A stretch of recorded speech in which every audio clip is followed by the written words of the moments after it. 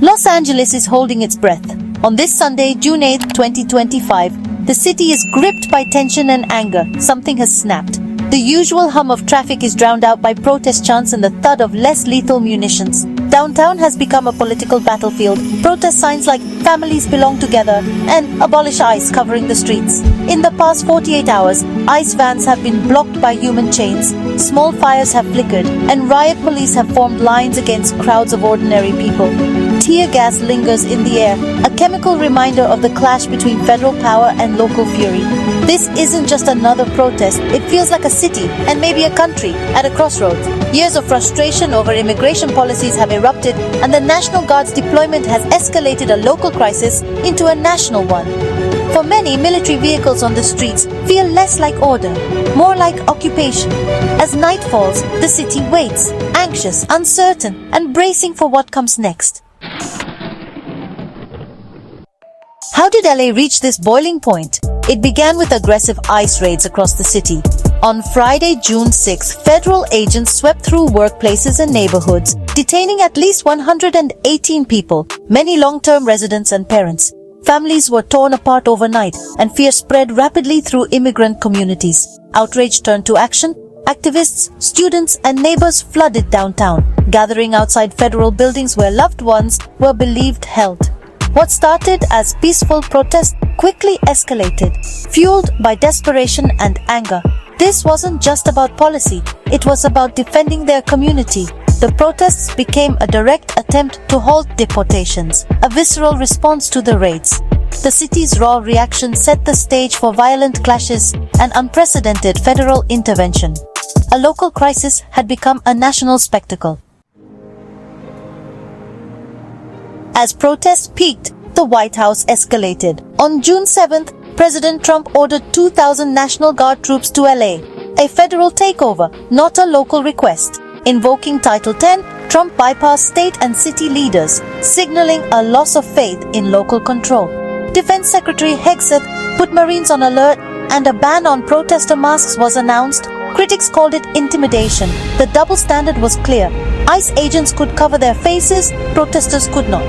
Officials claimed it was about protecting property and agents, but many saw it as a show of force.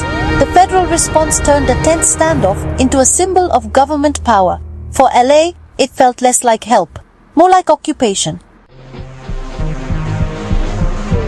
The National Guard's arrival sparked a political showdown between Washington and California. Governor Newsom condemned the deployment as inflammatory, insisting local authorities had things under control. He accused the Trump administration of manufacturing a crisis for political gain. Mayor Karen Bass echoed his outrage, revealing the city and LAPD had no warning about the ICE raids. She argued the Guard's presence was more political theater than reality.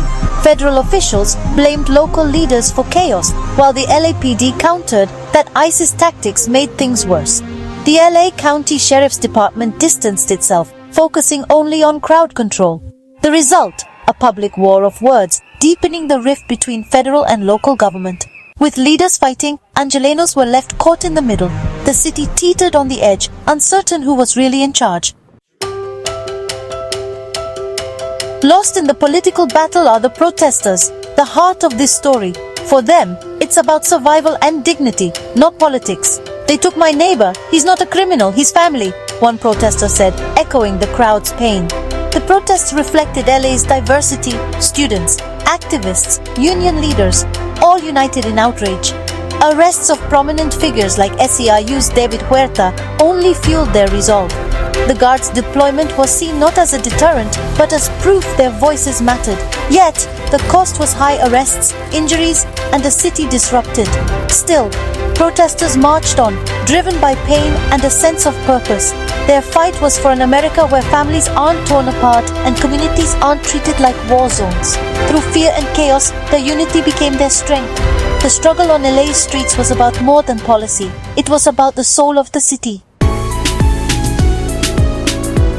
Step back, and LA's crisis is part of a larger American struggle. Protests against ICE aren't new, but this moment, raids, violence, and military force marks a turning point.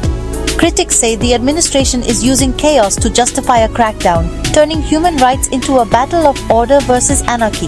Public opinion is split. Some welcome the guard, others see a military occupation. For many, the real threat isn't protesters, it's a government willing to send soldiers against its own people. The conflict forces us to ask, where's the line between order and oppression? What kind of democracy do we want? Los Angeles stands as a test, and the nation is watching. The answers we choose now may shape America's future.